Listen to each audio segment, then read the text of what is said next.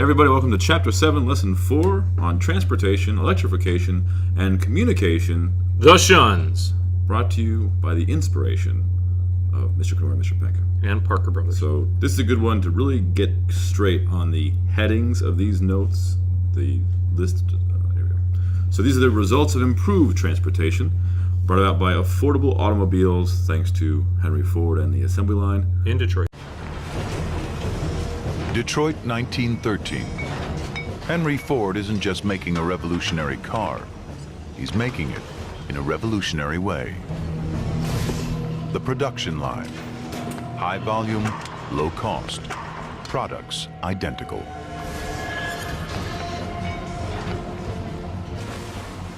The man who places the part doesn't fasten it. The man who puts in a bolt doesn't put on the nut.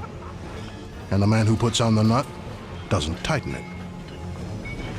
Work is standardized, simplified. It's a more efficient way to make everything. Henry Ford developed was the car for the common man. The impact of this little car is massive. 300,000 sold in 1913. By 1924, there's a new Model T every 24 seconds. If you want to doodle this stuff, you can. So the first result is Americans have greater mobility. They can move. They can get around more. They're more mobile. Mobile. So greater mobility. And let's build some houses. And now they can get out of the cities where new immigrants are coming and migrants are coming. The urban areas. So people are going to escape from the cities and go out to the suburb. That's where you guys live now. So escape from cities to suburban areas. Rather than urban, it's suburban. It's beneath the urban. It's not rural, though. No. Now, to get the cars to go, you're going to need some gas to have a road to go on. You need road construction, and the cars require steel. So all these industries related to transportation begin to grow. So Rockefeller and Carnegie. Rockefeller Oil, Carnegie Steel. And because you're making the cars, someone's got to make the cars, so the actual automobile industries are growing and there are more jobs. So the jobs of actually making cars, creation of jobs. And the creation of people who are making things for cars. Right. Like the little neon signs or the bobbleheads. Yeah. And oil, Christmas trees. road construction, steel, automobile industries grow. We're just kind of reiterating the third point there. All right, turn the page. So now we have electrification changing American life. These are the three ways that electrification Thomas changed. Edison. So we have electric lighting, thanks to electricity. We've talked about this before. And the entertainment and communication. So now you have the radio, thanks to electricity.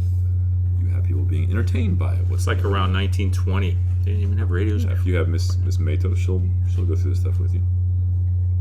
So that was pretty cool. Yeah, radio.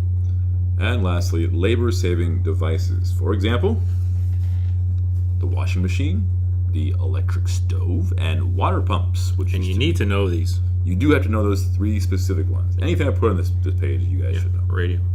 And on to communication. Fool! So now we have the ability to communicate, thanks to Alexander Graham Bell. I pity the fool. We now have the means of talking with the radio, and the phone. What's your mnemonic for this? Mr. T. The movie industry develops. Radio and broadcast industry develop. And? No, you're wrong. Don't guess. You're thinking something that's not true. Nope. Telephones are increasingly available. So don't get ahead of yourself with technology. Before we can get in the small screen, we need to get the big screen. So it's telephone, radio and broadcast industry, and movies. This is when Hollywood begins to grow. Yep. Now, there are two guys we'd like you to remember, and we even came up with a little song. Are we going to sing the song? No. No, we're not going to sing the song. Because they don't know the song. Yeah, you don't know the song. They don't know the song. But to help you remember Guglielmo, or Guillermo as it's properly pronounced, Guillermo Marconi helped invent the radio, kind of like the wireless telephone Yeah. of its day. Well, at least some people still argue that, but you know. Like this morning, I was arguing that with my next door neighbor. Yeah. I was arguing about Very other passionate things. argument. Yeah. And then the other dude? Who's the other dude? This is David Sarnoff. David Sarnoff. Just can't get enough of Sarnoff. Isn't he from the Twin Towers? What? Oh no, that's Saruman. No, is it? What are you talking about?